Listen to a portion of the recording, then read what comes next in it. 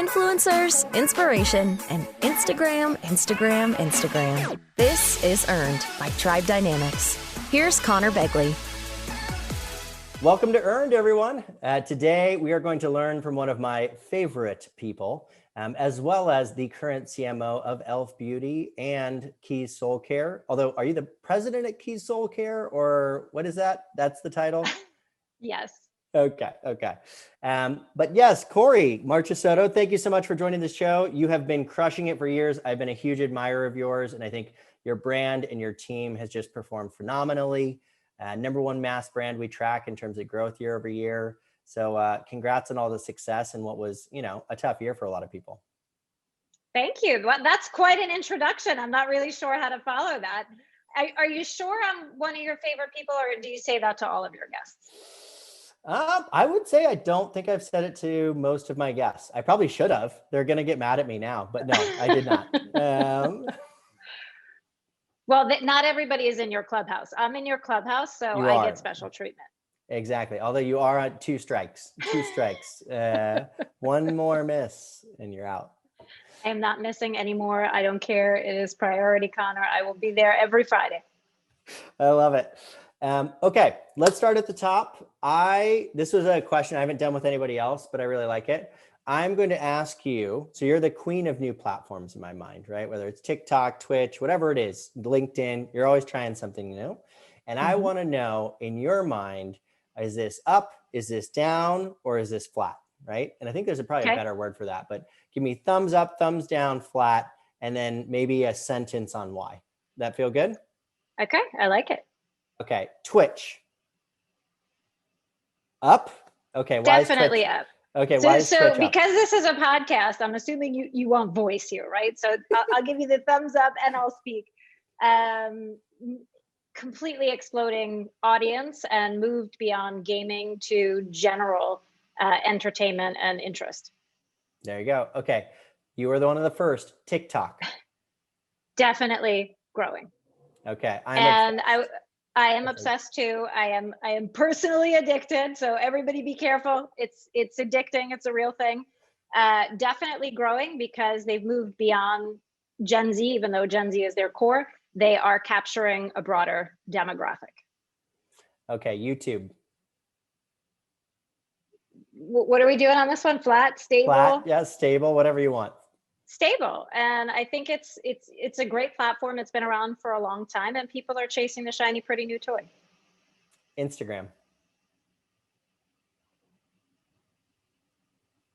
Tough one, Conor. Putting you on the spot. I'm going to go with stable.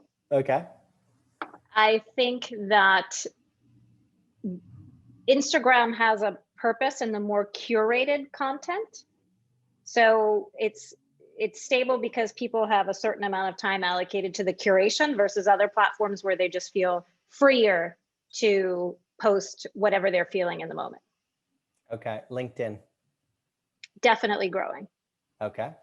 Good. Huge fan. And I would say this is probably the most underutilized platform by brands and companies, and something that folks should treat like it's an Instagram or a TikTok or a YouTube. It's super powerful social media network. I agree. I dig it. There are people that kind of shit on it, and I don't agree. I think it's awesome. It's different, right? It's different. Yeah. I think celebrating other people, celebrating their accomplishments, celebrating what their companies have done. There's just so much power there. I think I was not initially a believer on the content side, but I think you said in one of our chats, like, there's just a lot of people there. It's just like a lot of people congregating, and so you should be there. Okay, Snapchat. Growing. Oh. Growing. If you look at teen surveys, the last Piper Sandler report still has Snapchat as the #1 Gen Z platform, and their growth is now coming from international. So they're gaining a broader audience on a global scale. So I would continue to place my bets on Snap. Okay. Affiliate marketing. Definitely growing. Interesting. Where and why? So I think platforms like Honey and that's a super growth area for us. We see a lot of traction there. I think people like a good deal. Yeah, no, that makes sense, especially if they're supporting a brand that they believe in, right? Because I think that's where the actual magic happens, is not when it's just about making money, but it's about saying like, hey, this person aligns with, what I'm into. Okay. In-person events. Declining. Come on, it's COVID. Are you serious? Well, I'm talking more about the future, not like, yeah, Q2, you're not going to do any in-person events. What are you thinking about next year, though? Budget. Don't don't try to make people feel good. Yes, definitely going to have a rebound. And I think that there's no doubt that people are really missing IRL. And as soon as the levels of comfort rise, we're going to see a lot more events turning back into real world moments. And specifically around entertainment, I spent a lot of time with entertainment groups, and they were saying that expect ticket sales for concerts and things of that nature to rise in Q3 for the expectation that people will be IRL in Q4. Okay. Yeah. Q4. So Q4 is in real life, big events is the plan. Yeah. Okay. I'm trying to think what Tribe's calendar is, because we love our in-person events too. I don't know what our exact timeline is, but Q4 feels pretty good. Like that feels pretty safe. Good. Feels good. Okay. Well, let's talk about the next year. So what are you thinking about the next 12 months? Wait a minute. Conor, we have been, I don't know, let me see. We're 6 minutes and 54 seconds in, and you have not dropped an E.L.F. bomb. We cannot get this party started until you drop an E.L.F. bomb on me, Conor. I don't even know what an E.L.F. bomb is. What's an E.L.F. bomb? How do you know me this long and you don't know what an E.L.F. bomb is? I don't know. I feel embarrassed now. So you know what an F bomb is? Yes, I do. So now you know what an E.L.F. bomb is. An E.L.F. bomb is a clever way of dropping F bombs all day without getting in trouble by your boss. So my personal favorite is why the E.L.F. not, but you can use E.L.F. bombs any place you would strategically place an F bomb. So let's hear you drop one on me. I am elfing pumped about today's interview. I love it. now we can get the party started. There you go. I like it. What's funny is I have had those in communication, particularly via email with people about, I think we were scheduling something and they said like, oh, sorry, I elfed up. I was like, that's cool. I probably should have figured that out, but now I know. I'm excited. Yeah, when you're a chief marketing officer, you get to write your own language, and you don't get a stare in the office when you drop F bombs all day. So I'm here for it. And sometimes you can even go as far as telling people to go off themselves, and it's okay. That would be so odd in a work setting. Be like, I go elf yourself. You're like, well, it's on brand, but I feel like I should be offended. Like, I feel like this is inappropriate at work.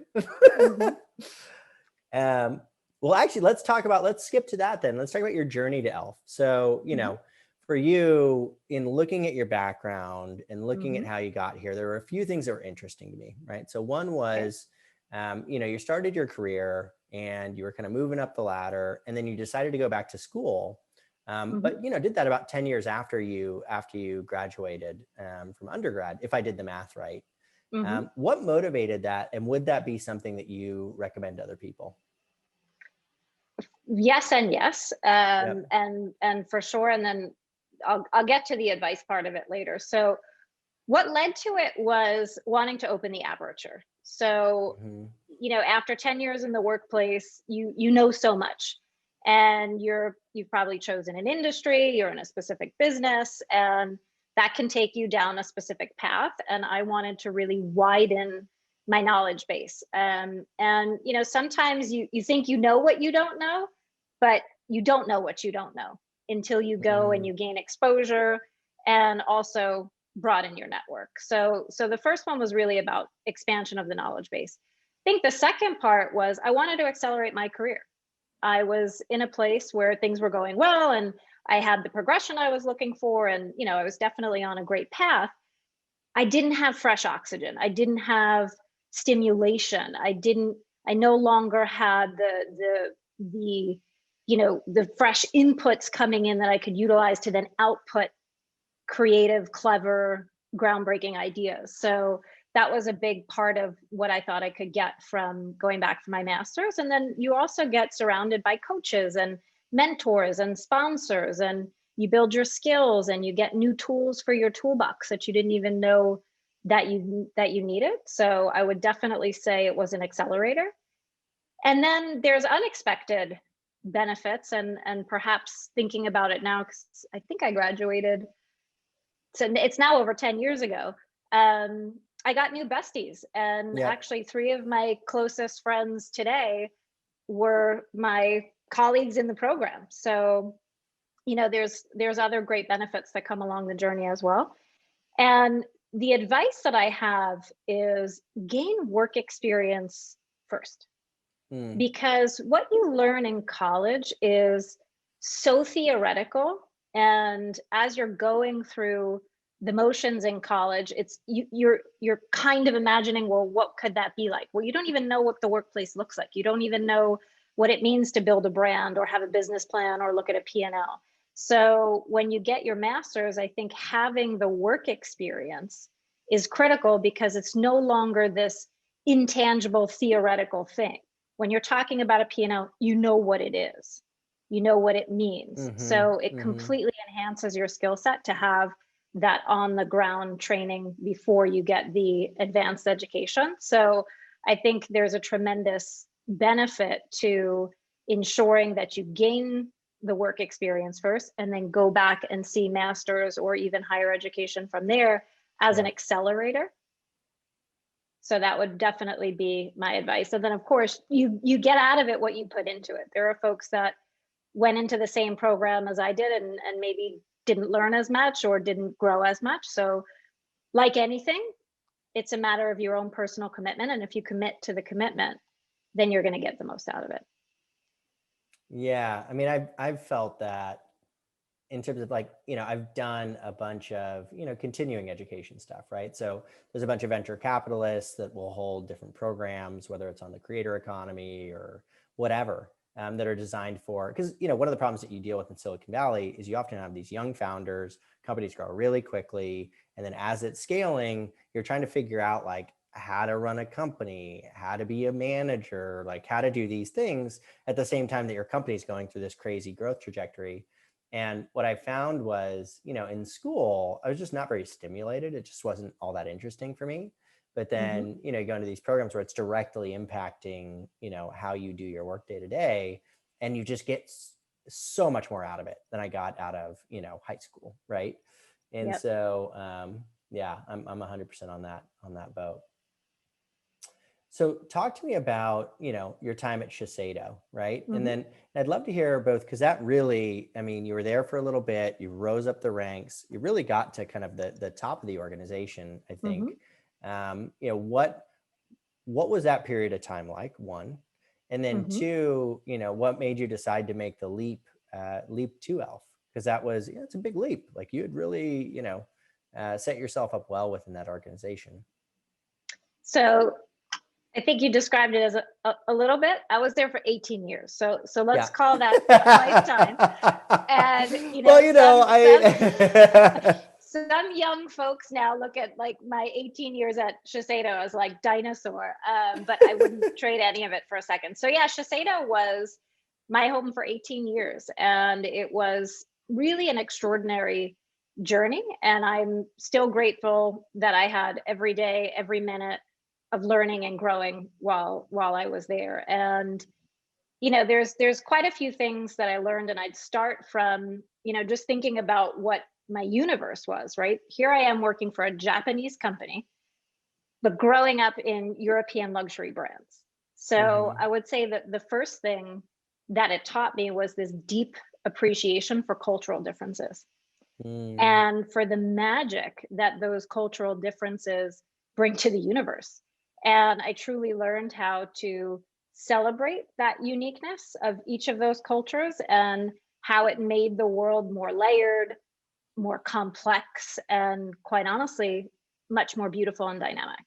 Mm-hmm. So that's the sort of overarching piece. And it took a while to get there because there can be cultural barriers, there can be cultural friction. And if you figure out how to get past that by celebrating the differences and the nuances, then the world just becomes this incredible place, and your relationships in business really grow and flourish because of this respect and appreciation for each other's culture. And then I would say, for the most part, I was on French luxury brands and also European luxury brands. And working in luxury is a masterclass in rigor, discipline, and attention to detail. And those are critical things for the backbone of a marketer, for sure. But even a business builder and a brand builder. So when I think about some of the brands that I worked on and their ethos, and a lot of them are really, they start as a vision and a philosophy. And I think if you know the brands I worked on and what I learned from them, it starts to explain who I am today. So I'll start, for example, with Jean Paul Gaultier, which was one of my first brands when I was a brand manager. And Jean Paul is the ultimate anti-conformist. He taught me how to be a badass. His motto was, and why not? So, you know, what more can you say? You know, the world was going right, he wanted to go left. So I really learned something important about breaking with codes and conventions and blazing a new trail. I also spent a very large part of my career working on Hermes. And if you cut me here, you would see orange blood coming out of my veins. And Hermes really taught me about the seamless blending of heritage and modernity, and the art of captivating and compelling storytelling. And anyone building a brand needs to understand the power of storytelling. And if you think about how I was able to bring that magic to E.L.F. and unleash this incredible story that we had in our treasure chest, a lot of it came from the learnings that I had working on that brand. And then I think about Burberry, which is a brand I also spent a bunch of years on. And from working on the Burberry brand, I really learned about creating cultural mindsets. And this is a whole different learning, because at Burberry, for example, digital domination, sustainability, they were intrinsically embedded in the culture. And it was more like oxygen and water than spreadsheets and KPIs. And that's a very powerful lesson when you're trying to build a company or instill a mindset within an organization. And then I would say the other brand, and I worked on lots of other brands, so I don't want any of the babies that I worked on through the years to get upset, but I could do this all day. So I'll finish with the one that is the bridge to where I am today, which was Issey Miyake. And I spent 15 years working on this brand, and Issey Miyake is Japanese, but we were working on the French fragrances, and he was a true visionary. And what I learned from Issey Miyake is only be interested in what you do not know. And the more and more I thought about that, the more and more I realized that I had spent all this time growing up reinforcing the things I already knew.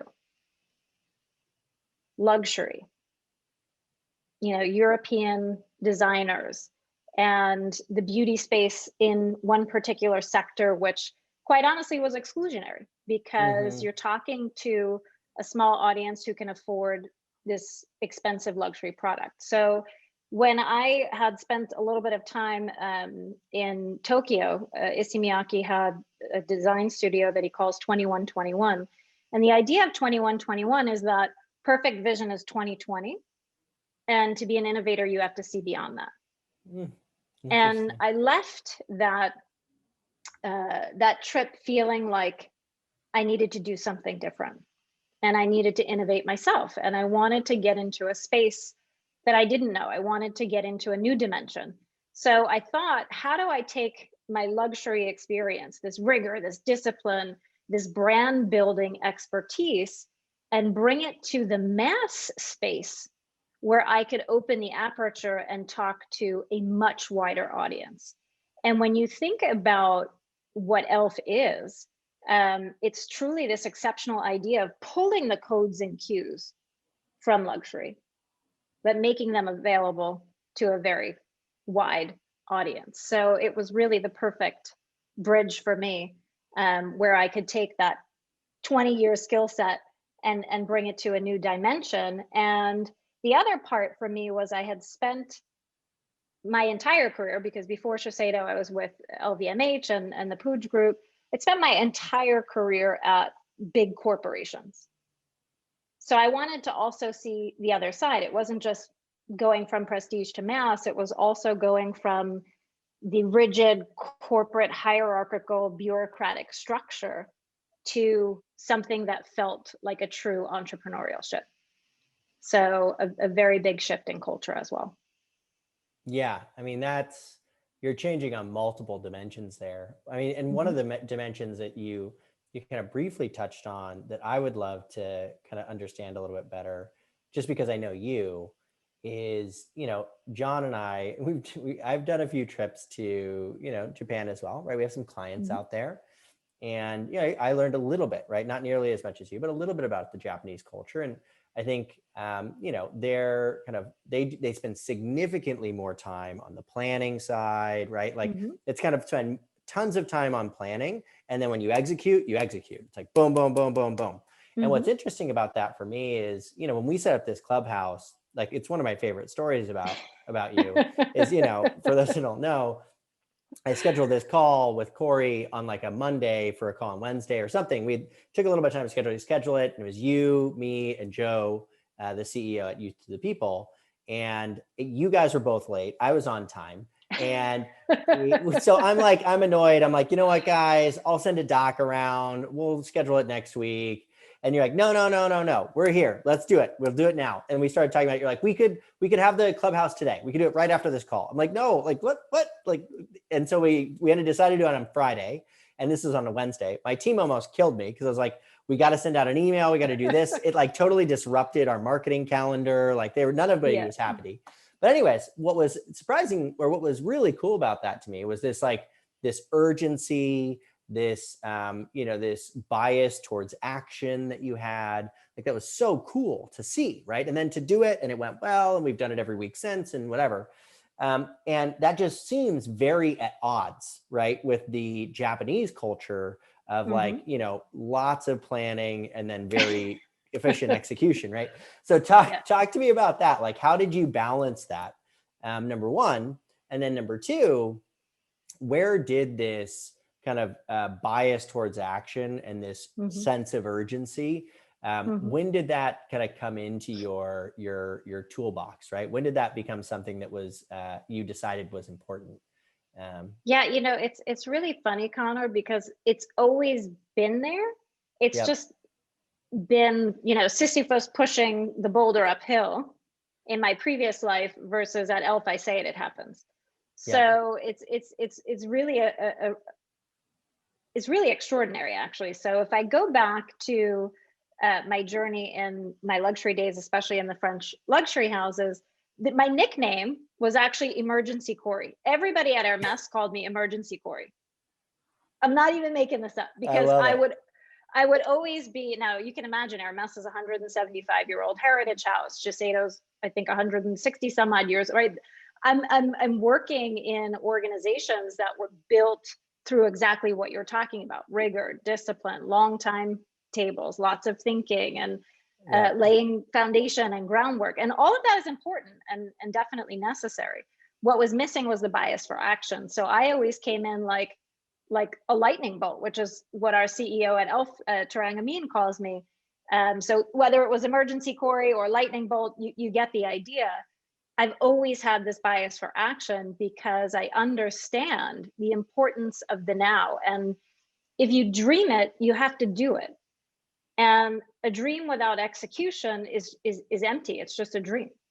And if you wait too long, the moment has passed. Timing matters. Yeah. So, I've always had the bias for action. It's been incredibly frustrating throughout my career that I couldn't necessarily get everybody on board. So I spent a lot of time persuading, convincing, being relentless, a dog with a bone, never stopping, having the tenacity, versus when I got to E.L.F., I actually got nervous because I would say something and then teams would assemble and be driving things forward. And I'm like, wait, hold on. So wait. it actually works. I didn't think that would actually happen that fast. I'm not used to this. So, and if you wait too long, it kills the dream.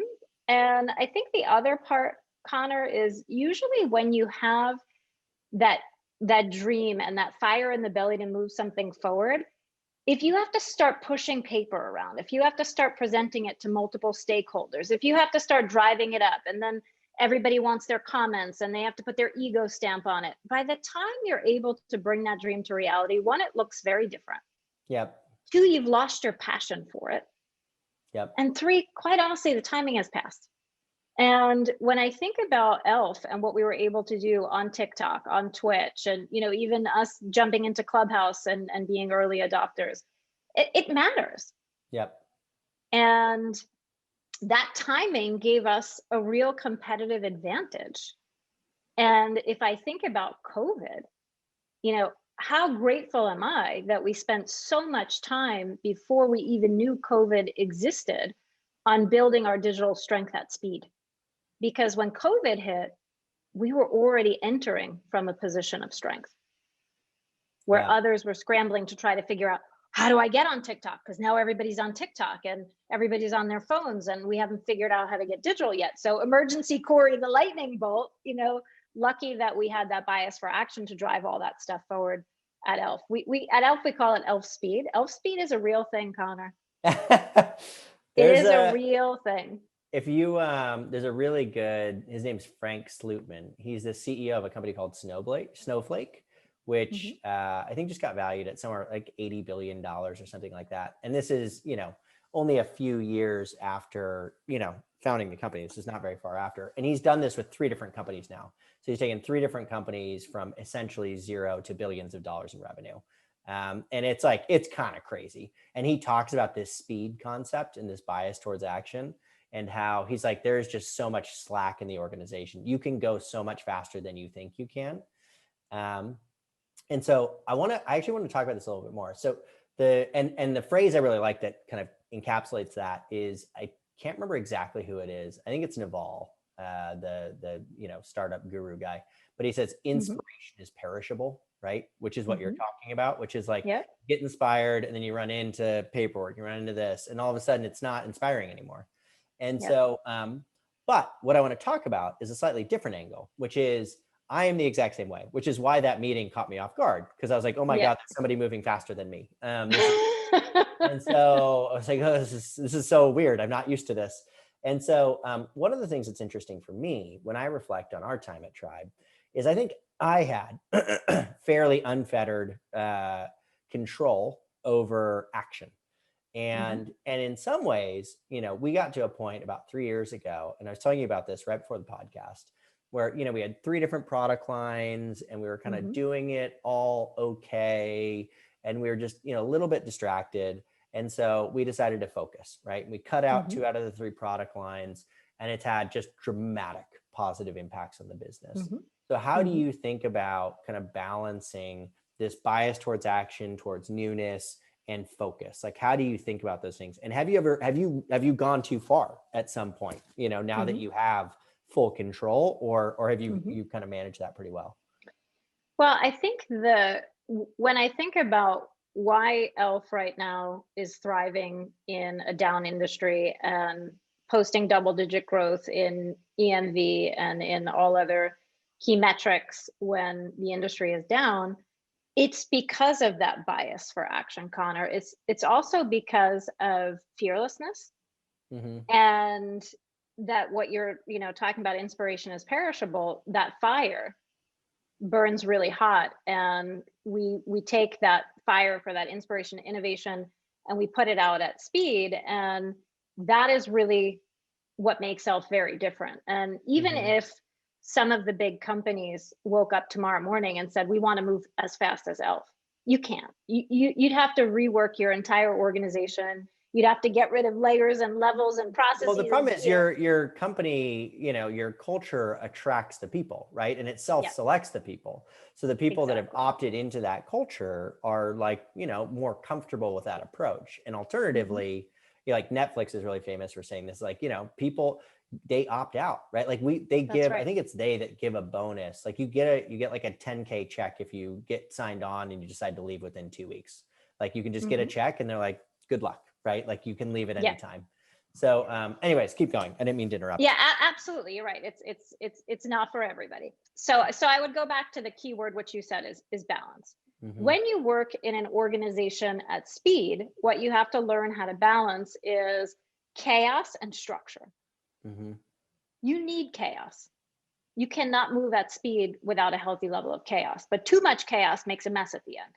So you have to find the right balance. How do I wrap a little bit of structure around this so that we can keep it moving very efficiently? So that one is a key balance. The other one is exactly what you said. How do you balance all of these innovative ideas and prioritization and focus? And that's definitely not so easy to do in the beauty space, where you have a lot of consumers who are drawn to newness, and especially when you're a trend-driven brand. So what we were able to do is identify what are those big bets, what are those key items that we think are really going to have a big difference in the lives of our consumers and bring them the highest level of positivity in their makeup journey throughout the day, or their skincare, or whatever it is they're trying to accomplish with their regimens, and make sure that we are effectively putting the energy and the resources behind what it takes to get those big bets to really fly and soar. So balance is critical. You don't always get it right. So I think it's an iterative process to find the right balance. Sometimes you put too much cold water on the hot coals and then you have to reflame them up, right, to make people run faster. Sometimes you create mayhem and chaos because you have too many ideas overflowing. And so I think you have to think about it as an iterative process, and you have to constantly optimize. So I think as leaders, that comes from constant reflection and thinking about, okay, well, how did that go? What do I need to rebalance tomorrow? How do I iterate and get things back on track? And then you just constantly make those modifications. It's small modifications every day in a culture with a bias for action versus a rear view mirror 6 months down the road. Totally. Yeah. I mean, I know for me, I've found that from a managing myself perspective, because I can, get too hot, and then I don't typically get too cold, but I can get too hot, where it's like, I'm just overcommitted, right? I've got too much going on. Because I've got too much going on, I can't commit to doing the things that I need to do well, right? And or I just your personal life starts to break down, right? Where you're just not spending time with loved ones or whatever it is. And so it's kind of funny because I've found, like you said, you just kind of regulate it, right? You let a little steam off, you put a little on, you just you fine tune it. But I think that's something that's taken me time. Like in my early 20s, that was not something that kind of regulation was not something that I could do. And so doing that organizationally, I think is it's just a superpower, right? To be able to do that with people and to balance, expectations, and to balance egos, and to balance ambitions, right? All of these things. Wow. It's tough. So my hat's off to you. So I want to talk a little bit about, you mentioned in there products, right? And focus on like big initiatives, big bets. And, one of the things that we notice now that we're 30 minutes in, we should probably talk about influencers, since that's why, people listen to Tribe. So one of the things that we've noticed is that, influencers are actually really hero product driven. So for E.L.F., your 16-hour camo concealer was close to 20% of all the content we tracked on you guys last year. And I think that was similar with like Laura Mercier. I can't remember which product it was, but it was like almost 30% of all their coverage. So how do you think about, because I think most people tend to focus on influencers and like newness. It's like new, but like that may not be what's driving the core. How do you think about the interaction of hero products and your influencer community? What's your approach there that's gone so well? So, yes, everybody wants to chase the shiny, pretty new toy. Yep. And that's a very serious impulse that you have to think about, that it's a small part of the story. So sometimes what happens with brands is they make it the whole story and everything's about the shiny, pretty new toy. Yep. What we like to do, and our philosophy at E.L.F. is, how do I use the shiny, pretty new toy to shine a spotlight back on the core collection? So if you think about a makeup regimen, almost all regimens have a concealer and a primer involved. So we make sure that our heroes, which is the Camo franchise and the Poreless Putty Primer franchise, are at the center of everything we do. If we're going to introduce a new makeup palette, great, you still have to start with your concealer and your primer. Yep. So what we like to do is, when we see what we call the holy grails, you call them heroes, we call them holy grails, is we make sure that those have constant fuel and energy, and that this excitement around new is great. We need the excitement around new, absolutely spills over back into the core collection, with everybody reminding about our base business. And that's a critical component of what we do. And the truth with something like a camo concealer is it's universal. We have an incredibly inclusive shade range. It's a high performance concealer at a jaw-dropping value. So it's always on. And it's the same with our putty primer. It's always on. So we have our holy grails that we call always on. And then we infuse newness throughout the year to ensure that we're getting the spotlight and the buzz and the excitement. It's actually kind of an interesting departure, that idea of the holy grail SKUs or individual product lines, because I feel like that's actually a pretty big departure from, I feel like the approach historically was more of a portfolio approach, which is like, it's about Lancome, and then Lancome has a bunch of different products, but you're like a Lancome person. And now it's like, no, I have one product from this brand and this brand and this brand and this brand and this brand and this brand.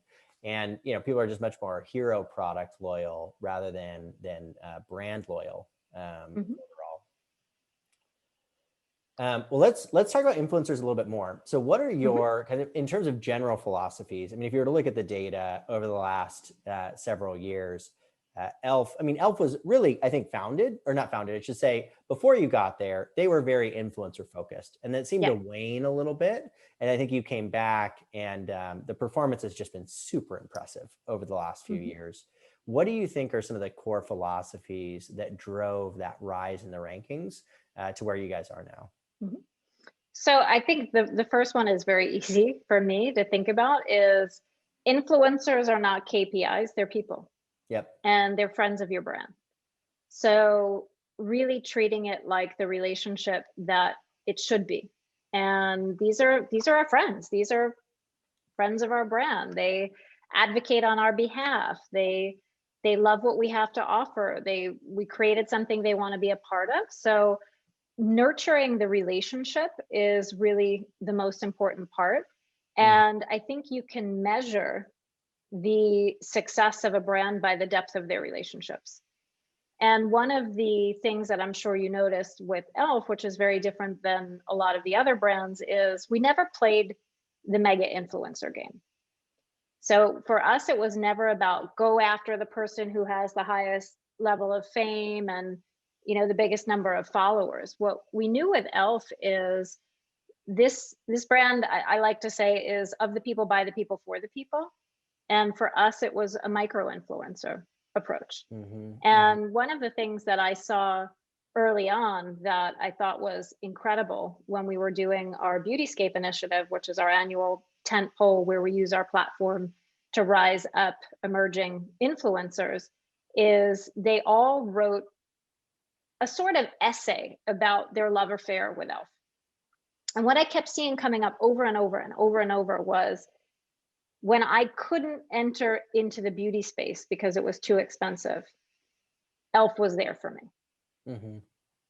And when you think about the power of that, everybody remembered their first experience with E.L.F. because it opened the door to a world they couldn't otherwise have access to. That's really powerful. So that emotional connection to our brand, and even if one day they graduated to a Lancome or a Tom Ford, or whatever they may have traded up to at some point, they still have E.L.F. brushes, and they still have a love for the E.L.F. brand that they'll always come back to. So I think you have to understand what's special about your brand, what's the draw, what's the love affair, what's that connection. And then you have to nourish that and be honest with yourself about it, because you want to be authentic. And that's something that for us has always been that relationship back, that generosity on both sides. Some brands treat influencers as a transaction. Mm-hmm. That's not who we are or what we do. So for Nor us, is it the right approach, frankly. Right. So yeah. Yeah, no. Sorry, keep going. Yeah, no, I mean, I think it's always going to come back to the same place, which is that fundamental relationship, and making sure that you're constantly giving your community what it is that they want to see from your brand. And that's another thing that I love about E.L.F. is we never created E.L.F. as this vision of something that you need to aspire to enter into, which is what a lot of brands do. We constantly iterate E.L.F. to give our community more of what they want to see from us. We let them determine what our superpowers are, and then we lean into those superpowers, not the ones that we think are our strengths that we want to lean in on, the ones they think. And so we're constantly having those dialogues with our community and with our influencer community, and using our platform to rise up the emerging artists who wouldn't otherwise have the opportunity to have a platform that big to put their voice on. So I think that's the way we've made those depths of connections. We've built those enduring relationships, and we created an orbit that people want to be a part of. I mean, I just love when obviously there's some self-selection here where I associate myself with people with similar worldviews, but it's great when we see the numbers, right? And then we hear the philosophies, and they're just very aligned with what we see and what we recommend. So it's just really cool. It's just really cool. Well, let's talk about, I can't believe we're this far in and we haven't talked about Keys. I'm in trouble for sure. So let's talk about it. I want to know, one, how's it going, right? Tell me about it. Two, what has been different? Obviously you've marketed skincare in the past, but what's different today than it was in the past? Because it's been a few years, right? And then ultimately from an influencer perspective, because that is what a lot of people are going to tune in for, what are some of the differences there specifically? Would love to dive in on that, and you can, let's go for it. I want to talk about Keys. Yeah.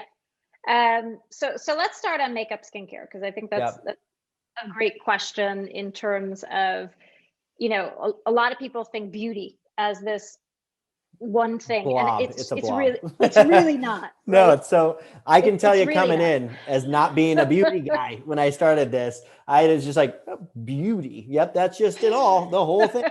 And now it's like, whoa, no. There's huge differences between the categories. Huge differences. Yeah. And I always like to simplify things to really make it easy to understand. So the way I like to think about makeup consumers is they're driven by impulse, and they want to be inspired.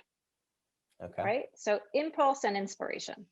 They want fun, they want experimentation, they want the latest trends. That's makeup. Skincare consumers are driven by efficacy and education. That is very different than impulse and inspiration.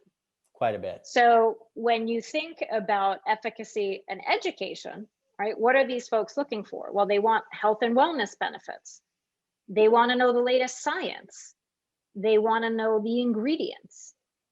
So by definition, you have to build these things very differently. So, I think sometimes people make mistakes and they think, well, I can just take my makeup formula and put it into my skincare and that's going to work, right? And my response is, no, it's not going to work. Yeah, no, totally. Because fundamentally, even if it's the same person, you have a very different motivation when shopping for one over the other. When we set out to create Keys Soulcare, initially, we actually set out to create a skincare brand. That was our intention from the beginning, based on Alicia's own skincare journey and the insecurities that she had with her own skin and the journey that she was on specifically. And after we spent a little bit of time with her, we realized that she had so much more light to shine. She had so much more power that we could actually redefine what beauty is and how people interact with it. So I would say Keys Soulcare is a philosophy. It's a mindset. It's a lifestyle that's inspired by Alicia's essence. So she has said that her mission is to be a warrior of light because there's enough darkness in the world. So we built a community of light workers. I am a light worker, and I am here to radiate that light, to bring that light to the darkness. So our light workers, AKA influencers, they shine with optimism and they set an intention to use their light to uplift others. So the influence, when you think about Keys Soulcare, is about inspiration, empowerment, and keys to your highest vision, whatever that vision is.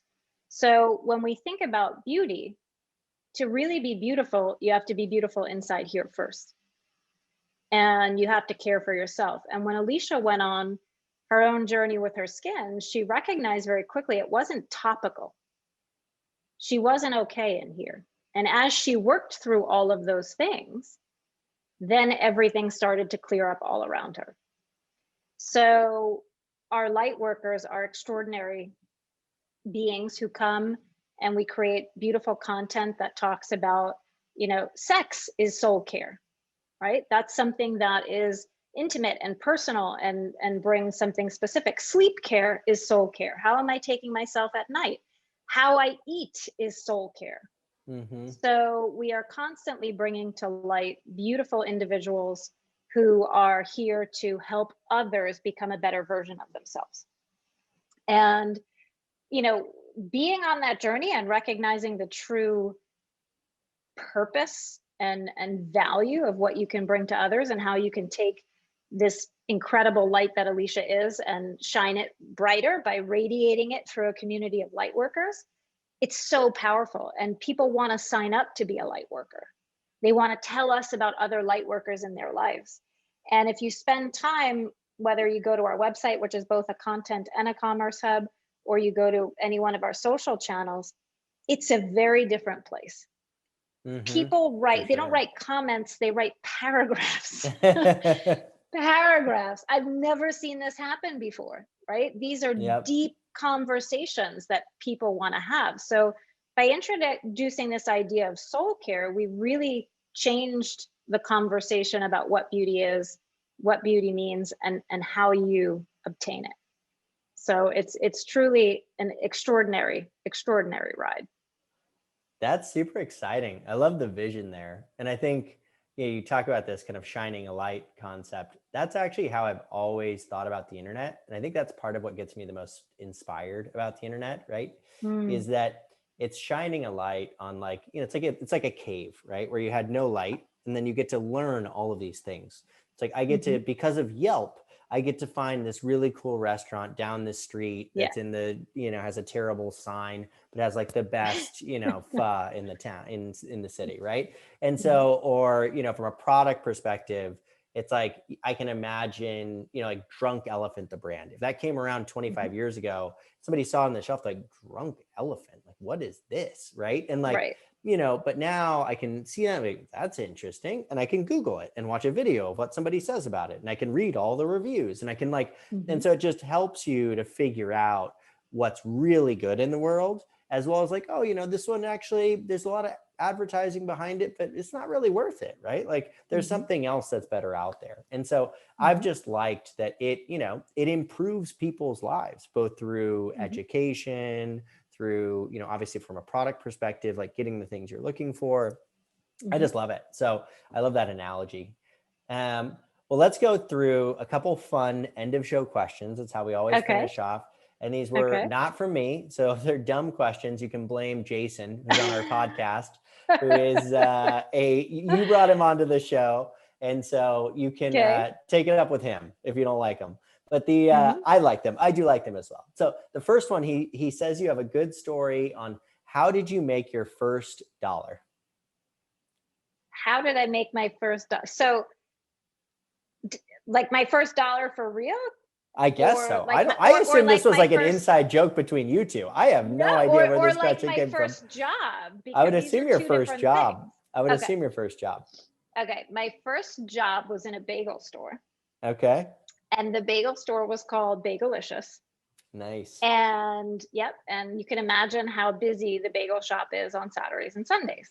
Yep. So, you know, this is a great place to work when you're a teenager. It's a lot of fun. There's a lot of young kids working behind the counter. So it was actually a really great job and I loved it.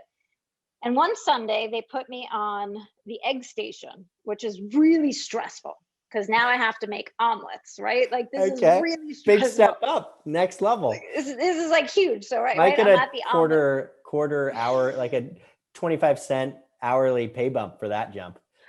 Keep going though. Yeah. So I'm at the omelet station. I'm sweating. Like somebody's like, "Can I get a Western omelet?" And I'm like, "Oh my God, what's in a Western omelet?" Right? I'm like freaking out. I'm running all over the place. And then of course, you know, with that, they want the bagel and the coffee. And so you're just running all over the place. It's total chaos in your head. And I went to go to the coffee station. I had my omelet ready, my bagel. Now I'm getting the coffee. And you know those coffee pots that sit on the hot burners. They're very thin glass. So when I went to put the coffee pot back, I actually hit it on the other coffee pot and it broke. Oh God. Yeah. Hot coffee everywhere too. So now I got hot coffee everywhere. It was like the most stressful day I have ever had. I get through the whole day. I clean things up. I serve the customers, right? End of day, my boss calls me into his office in the back of the bagel shop. And he said, we need to talk. I said, what's going on? And I'm thinking, oh my God, like he's never going to put me on the omelet station again, you know? And he's like, you broke the coffee pot. I'm like, yeah, I know. I'm so sorry. But, you know, I got it cleaned up super fast and I was able to get back around the day and I didn't miss a beat with the consumers. And he said, no, that's okay. But I just want you to know I'm docking your pay for the cost of the pot. Like $3 or whatever. And in that moment, I mean, the surge of rage I felt after this really difficult day. So I told him to go E.L.F. himself and I quit. Oh my gosh. That is so funny. That was brutal. I worked retail as a young teen and but nobody ever docked my pay. Could you imagine? I was so furious. You were probably like minimum wage. Like you were. Of course. Yeah. That's pretty messed up. Yeah. That's pretty messed up. Oh, is the bagel shop still around? The bagel shop is still around. Still the same owners too. Imagine that. They probably don't even remember this story. If they ever listen to your podcast, they're not even going to have a clue who I am. Yeah, you were such a blip on their radar. It's just like this life-defining moment for you, and then for them, it's just nothing. But you know, it's funny because it all teaches you something, right? Yeah. And when I thought about that, what I needed as the employee at the end of that day was a little bit of encouragement. Yeah. Right. I had a really tough day. I actually did a great job. It was like my first day on the egg station. And when you see that kind of, response, you think to yourself as a leader, you have to think about, well, what is it that you need from me right now? And, had he addressed the broken coffee pot with me a week later, I probably still would have been pissed, but okay. You gotta let it. I mean, what that brings to mind for me was when we first started Tribe, we were super young, right? So I was 24, pretty young. And, all of a sudden we've got this big team we're managing. I've never managed anybody before. So kind of figuring it out on the fly. And, and I would kind of speak off the cuff, right? Because I'm elfing, I'm moving, right? And then it would create all these problems, right? Because I would say stuff without really being thoughtful, or nothing like bad, but just like would cause misdirection, or all of a sudden they'd think that priorities should shift. Cause I was like, because I like to verbally work through ideas. I'll kind of throw it out there, see what you get, and then like kind of go back and forth. And that's one of the ways I like to vet ideas. But when you're doing that with somebody who is, a level or 2 or 3 down, it's just that power dynamic is super important, right? It's very, very different. They perceive it very differently than you do. Yep. And so being conscientious about that, like I remember, this is my story where I was like, no, I'm probably not going to work here. My first job first job out of school was this company called, doesn't matter. And I started as an intern. This is right after the financial crisis. I'd actually left another company. I got 2 offers, went to this one, even though I was only making $15 an hour because the company was growing like a rocket ship, right? It was a tech company. And so started as an intern, and then, ended up becoming the first account manager, then was, the lead salesperson, and then whatever, on down the list. But I remember this one Saturday, they're like, hey, we want you to just call some of our customers. This was early on, like call some people. These are all people that are paying us $200 a year. See if you can, see if they'd be interested in any of the other stuff that we have. So I've got this list, and I'm, ready. And I remember going into that day on Friday, the CEO walks up to me. He's like, hey, don't get too drunk tonight. It was like really serious about it. And I was like 22 years old. I was like, okay. And it just felt like such a dick comment, and he'll never remember that. But for me, I was like, have like a little bit of faith in me here. You know what I mean? And so, and of course, then I wake up and I'm like, I'm going to crush this goddamn list. And I like, I ended up generating a shitload of revenue, and they're like, whoa, like this guy is good. And then like, that was an early part of but it had a really big impact on my view of him, on my view of the company.